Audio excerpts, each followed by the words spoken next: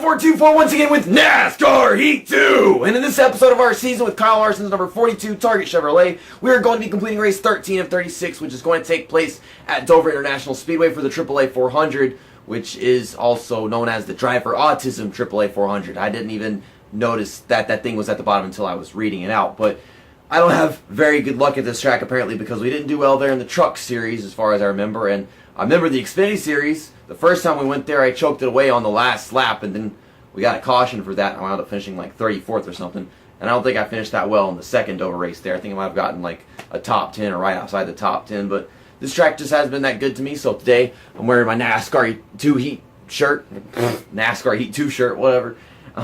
Maybe me kissing this game's ass will apply to this game's willingness to let it play out in my way. But last weekend we finished 10th place in both of our races at Kansas Speedway for the Go Bowling 400 and Charlotte Motor Speedway for the Coca-Cola 600. So overall that was a lot of progress. Well, it wasn't much progress, it was just good results. If I can get top fives in both of the races this weekend, that would be fantastic, but I highly doubt that with Dover. But after Dover we have Pocono for the Exalta Pocono 400.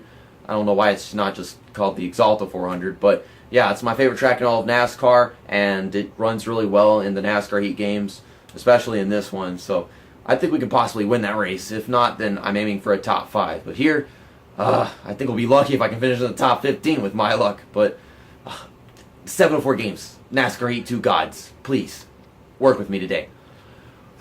Oh my goodness, I'm scared. So we got the Target car. We'll probably be racing this for like the next 3 races. I might use the Credit One Bank car at Sonoma just because it's a road course and we can use the main paint scheme at Watkins Glen.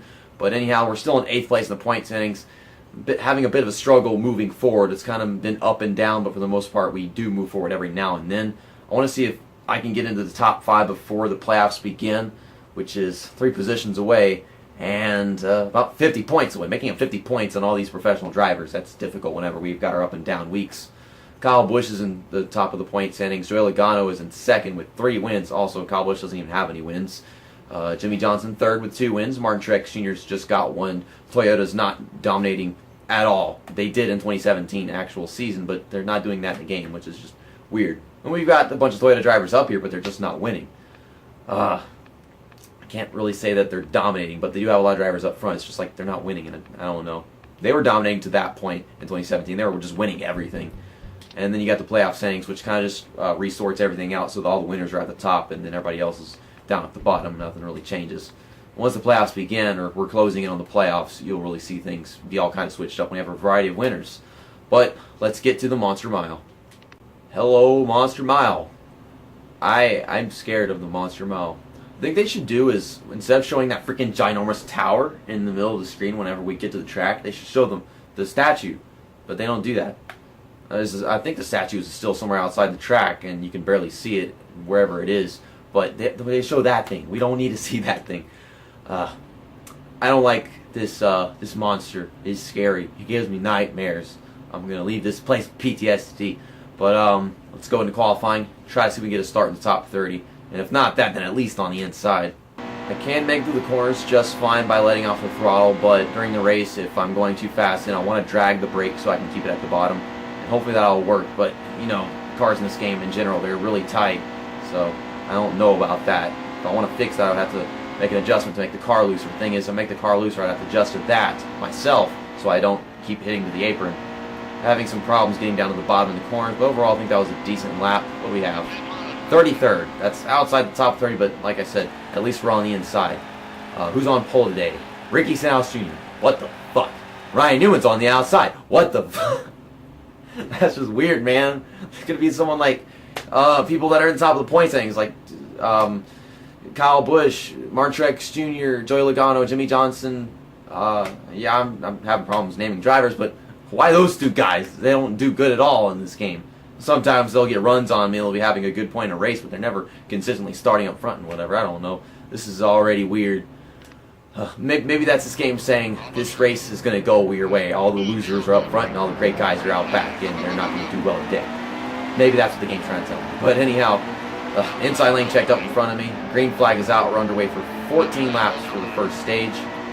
So we've got a lot of time in the stages, I suppose, to make our way through the field. Let's just be patient and, well, Try not to get anywhere near that apron. I can manage just staying right above it, but if I'm trying to hold my line all the way down to the bottom of the corner, I'm going to have to like get off the throttle and try not to go up the track without hitting the apron, all kinds of crap. It happened to me. Same time, some of these drivers decide to be protective of the bottom. That can be a big issue for me because it means I'll get stuck not making any progress for a while because I don't want to go throwing it into the corner because they aren't giving me enough room. Being on the outside of Dover is not preferred whatsoever. But man, these days, in actual NASCAR, the outside lane is preferred somehow. It's just some people, they're ignorant, don't want to use it. We noticed that, and even Darrell Walter was talking about how drivers, they go wanting to start on the outside and run the outside. But you notice that some of them, they were trying to run the inside even though it wasn't really working out for them as much in the end. You just get runs off from the outside in reality, but in this game, it's hell to be on the outside just like in the older ones. Okay, gotta get off because I'm getting too tight in the middle lane. I'm gonna dive underneath the 37 of Chris Buescher and the 11 of Denny Hamlin. Get off the apron, get off the apron. Letting off a little too long just so I can keep it at the bottom, not running up the track. We get both these positions, the car is getting tight off the corner, so we're just hitting everybody. Poor Chris Buescher didn't deserve that. We're moving forward. Within 4 laps, we've made up 10 positions. I like that, but I don't think it's going to be the same thing in the next 4 laps. Okay, Eric Jones is letting me by. I love you, Eric Jones. Let's get married, have children. What kind of fucking commentary that was. But I love the way he just let me pass.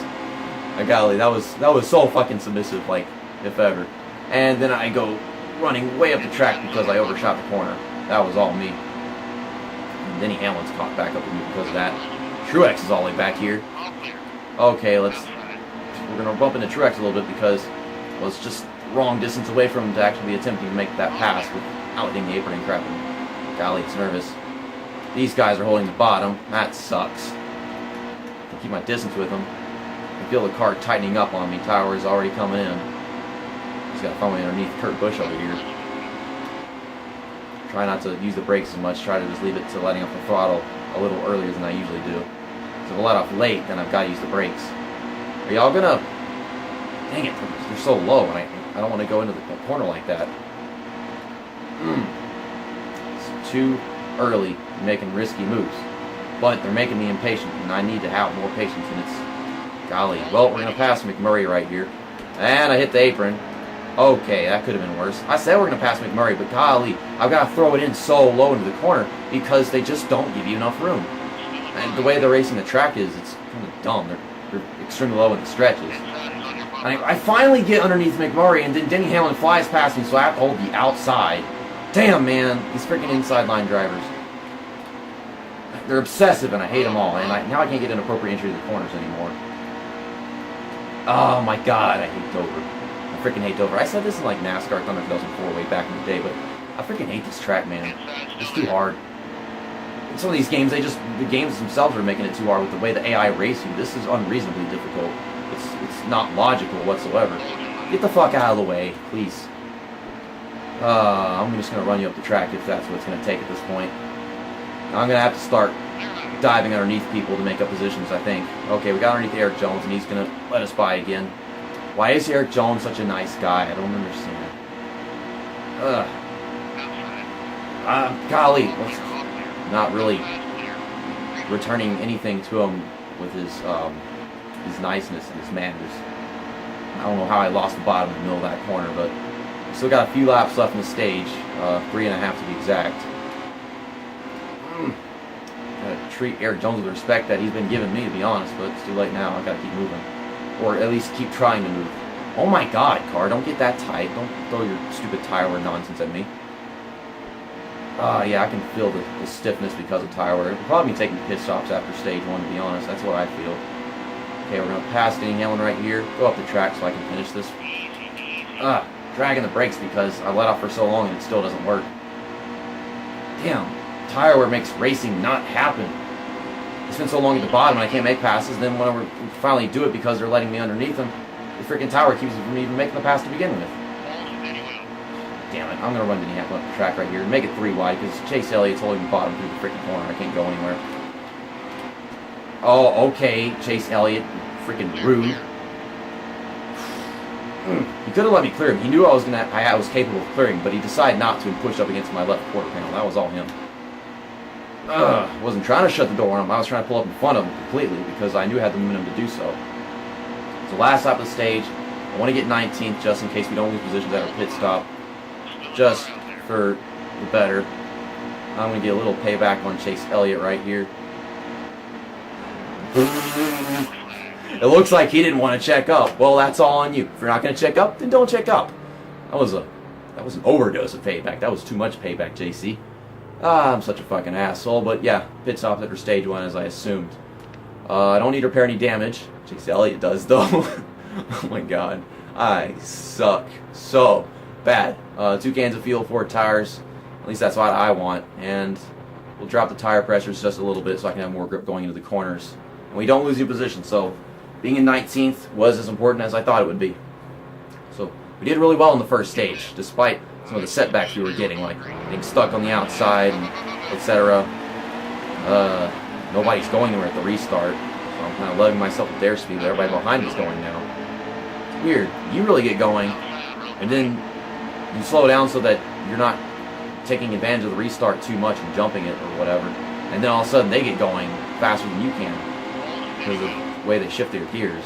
You figure with automatic transmission, you can get through the gears the same way the AI do, but no. Your automatic transmission isn't programmed the same somehow.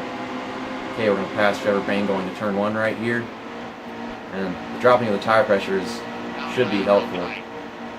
You know, it's the front tires that are important going into corners, so that's what I did. At the same time, I could have done both the right side tire pressures if I wanted to, and maybe had a better or worse effect, I'm not sure. Someone let me know. If I dropped the right side tire pressures, would that be for the better, or would it be just front tire pressures? I don't know if Dale Reynolds will be watching this video, but he would know because he's a car geek. He works on cars. The see, thing is about right side tires, you lean on them all race long whenever you turn left. But the front side tires, you're hitting the brakes and you're pushing the car, leaning on those even more. Or maybe, I don't know, because it all depends on how much you use the brakes, and I happen to have to use the brakes a lot just because of me overdriving corners half the damn time due to my aggression. Oh my goodness, somehow Suarez is not trying to make a pass on me after I get stuck in the middle lane for a little bit. We're still moving forward. This stage is 13 laps, just 1 lap shorter than the other one was. To the bottom, keep Allmendinger behind us. As we pass Kyle Busch in the same paint scheme that he was racing at the Dover race just last weekend. And yeah, Kyle Busch blew up last weekend at this track, so I would love it so much if Kyle just you know, DNF'd. He just DNF'd in this video. Please do so. That'd be the greatest similarity of all time to what happened in reality. It's probably not going to happen, but I don't know. Oh God! Oh God! Oh God! Oh God! Someone's breaking down. Everybody's held up. Staying on the inside to avoid this. Damn it, Trevor Bayne! Why'd you do that? And now McMurray's spinning. Oh my God! Kyle Busch, you dumb fuck! Throw a caution! David Hoots, you motherfucker! What the hell? Oh! Pile up. He could have thrown a caution 10 seconds ago. Instead, he took an extra 10 seconds. I don't know. Now in 27th, I don't think I have that much damage. I did pound the outside wall. That would have not happened if Trevor Bayne hadn't come pile driving in. I mean, I was all the way at the bottom, but no, he shoved me off the track. No one's pitting, so I guess I shouldn't because I don't really have any damage. Maybe I have a little. I have no clue. I didn't even skip because I got to take that all in. So I lost how many positions? I swear I was in like 15th. And then I lost like 12 positions. I don't know who it was, but someone just broke down or hit the outside wall and they started smoking. I saw them spinning up ahead, and then everybody got caught up. So I dove beneath the situation. Next thing you know, the cars came on the outside of me, and it was Trevor Bayne. He just knocked me off the track. And once I fell off the track, it came back on and, well, hit Jamie McMurray. And everybody underneath me crashed into me. I just couldn't keep it saved because of the physics engine, really. Chris Buescher, no, I am passing you. You will not stop me. So, we're not making progress in stage 2. We're making the opposite of progress. I don't know if I should blame Trevor Bayne. He was trying to get away from the situation. He already was, but yet he still just pushed me off the track like it didn't exist. I don't know. That sucked. I don't know what it was, but it sucked. Simple as that. It sucked. My tire's orange, so I can't pass people anymore. Or at least I don't feel like I can. If I push it, I can, but that's dangerous with the aprons and all that. There's no one that close behind me. The thing is, whenever you dive it in, overdrive the corner, and push someone up the track, someone behind you can do the same thing a little later. That's why I kind of need to have a lot of people, have them quite a distance behind me if I want to actually make that kind of move. Get low, car. Start turning. Denny Hamlin should be able to pass us. Damn, car, turn. I don't want to be spun off the freaking corner for the end of the stage. Pushing Clint Boyer, who's actually not even all the way on the throttle through the middle of the turn. Oh my god, I just cut off Denny Hamlin. I saw him coming, but I didn't know he was there. Damn it, Clint Boyer. Fuck you, man. Well, 21st, so we lost 2 positions for the most part in stage 2. That was going so well. And then it just... David Hoots. That's who I blame. I blame David Hoots why I lost so many positions. It sucked, and it sucked because of David Hoots. It sucked for many other people more, but I blame most of the suckage on David Hoots for not throwing the caution. I don't know what the hell it took so long. Also, these people are not taking pit stops under the caution, the second stage caution. Jimmy Johnson won the first stage, but I don't know. We got 9 laps on field, so I guess we're going to be pitting like 5 laps after the start of the final stage. Speaking of the stages, the Charlotte race, the Coca-Cola 600, it had 4 stages. I want to throw that back in there. I didn't even talk about what happened in the previous videos in the beginning of this one, but at Charlotte, Austin Dillon, he went to outer space. Like, he went higher than I've ever seen any car go in any NASCAR game in my entire life. I have never seen a car go that high in a video game. I don't know about anybody else, but that's possible, but I've never seen a video of anybody going that high in a NASCAR game. So I don't know how much progress I should be trying to make at the beginning of this stage, considering we're all on worn tires and we have to take green flag pit stops. But I should be ready for that, because people are going to be going down pit road. Same time, I should probably wait it out for a really long period of time. I hit the apron. I can't believe that didn't kill me. It looked like it was about to, but, you know. I want to say that these guys having struggles just simply taking pit stops on the green flag could cause us to get a caution and be able to pit under the caution, not to deal with the struggles of getting down pit road on our own. I'm stuck on the outside. I don't want to be on the outside, but I have no grip, so I constantly get stuck on the outside. That's just how it works. Come on, turn. Come on, turn. Come on, car, turn. I don't know. Now everybody's hitting me. I'm falling back. I'm trying to get to the inside. I can't get to the inside. I hate you, Austin Dillon. I hate everybody that won't let me to the inside. That's pretty much how it works. Everybody's lining up. Yeah, they got to be going down pit road. At least most of them do. I don't even want to be on the inside anymore because everybody's going down pit road. Can y'all start pitting now so I don't have to drop back positions because of my fears? This car sucks on tire wear. I don't know what to do anymore. I'm trying to stay in front of this 14 car. Okay, we dragged the brakes just enough somehow. I've just been falling back because of my tire wear.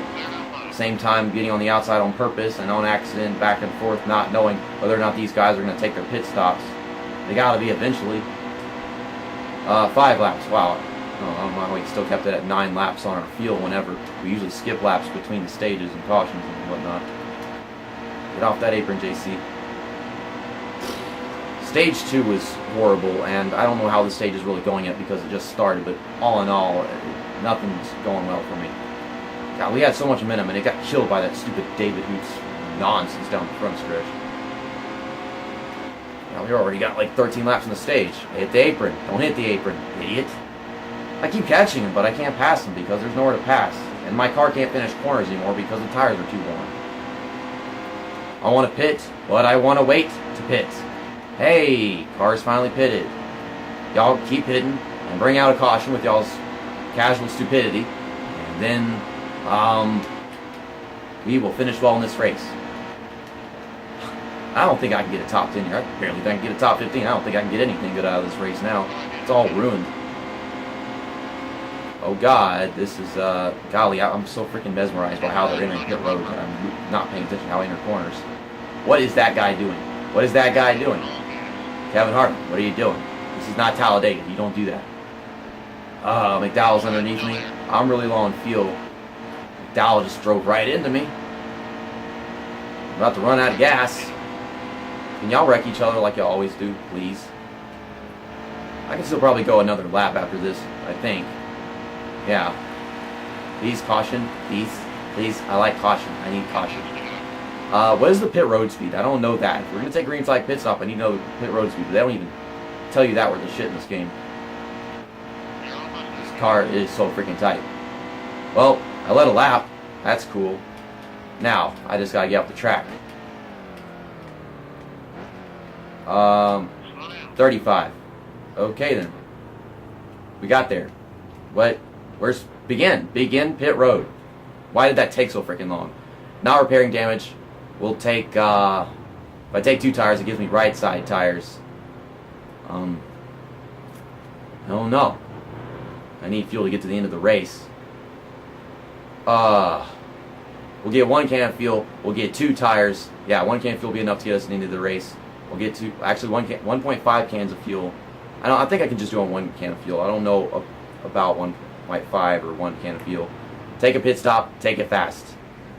And our car's not too damaged. Hurry up. 8 seconds.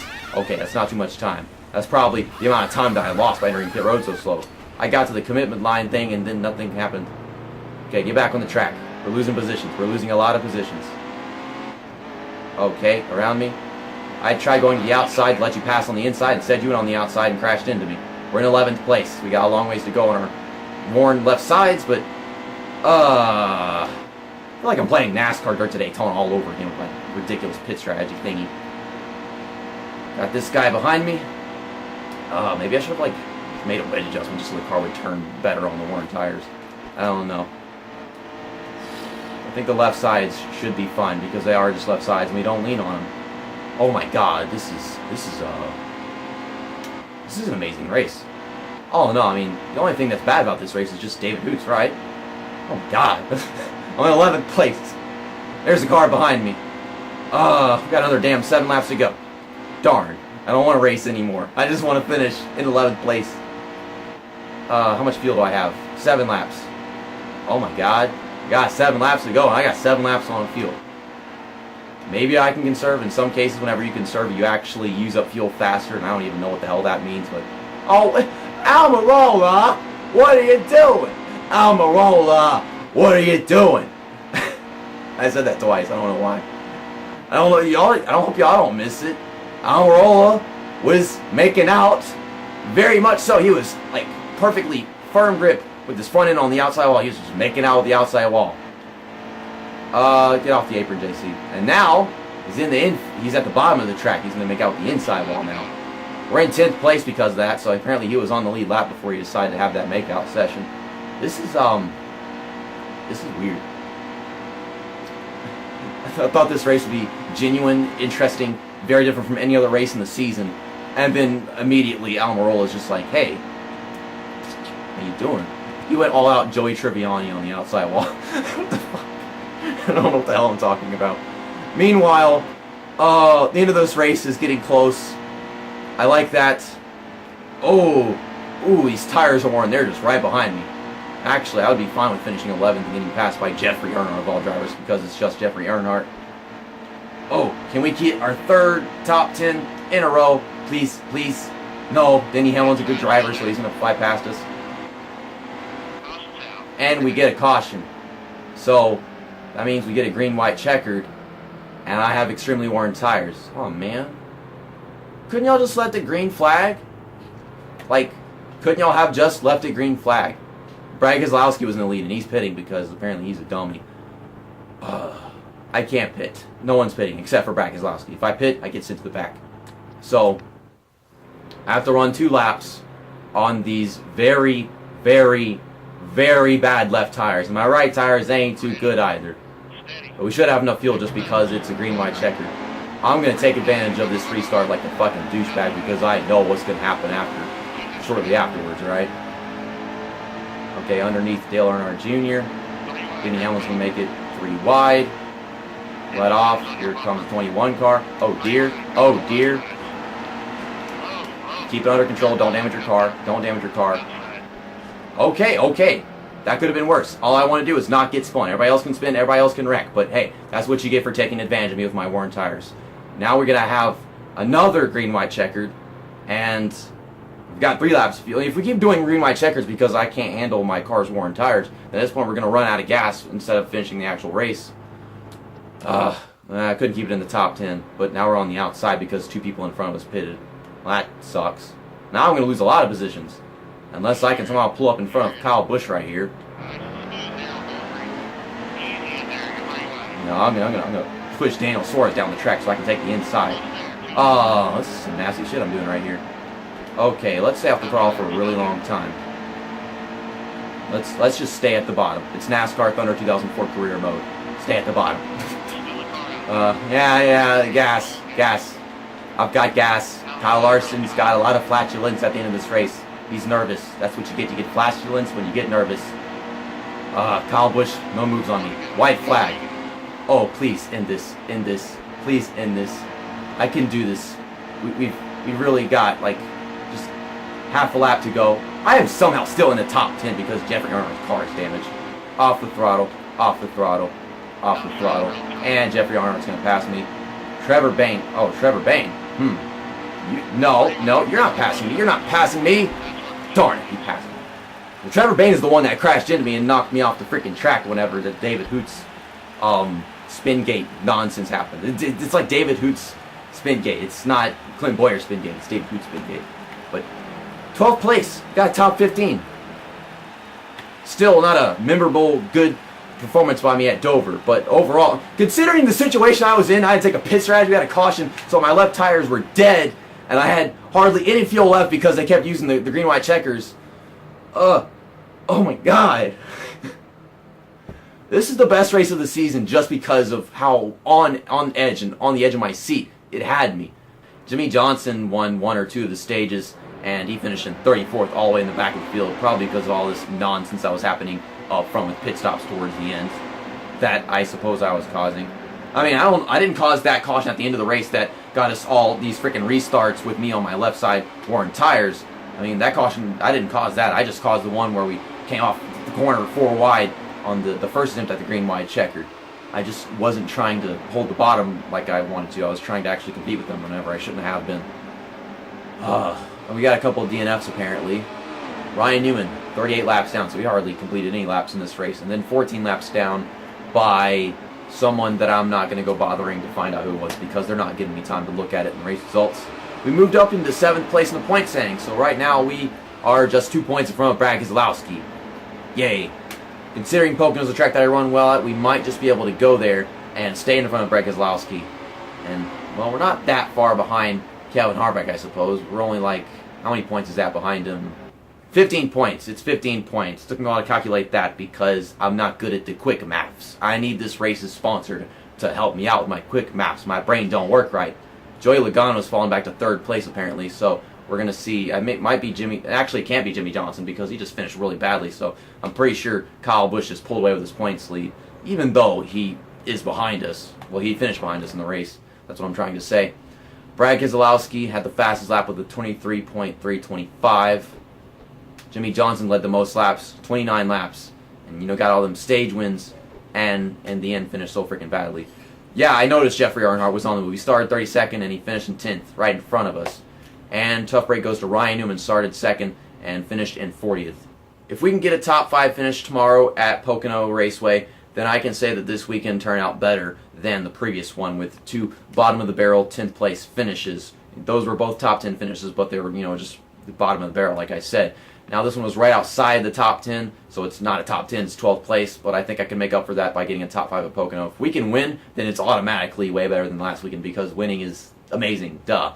And I think Pocono's a track that I'm really good at. It's my favorite track I'm really comfortable racing at in the NASCAR Heat games, so that's one race to look forward to. I don't think it's going to be as good as the Dover race in terms of entertainment, but in terms of performance it should be.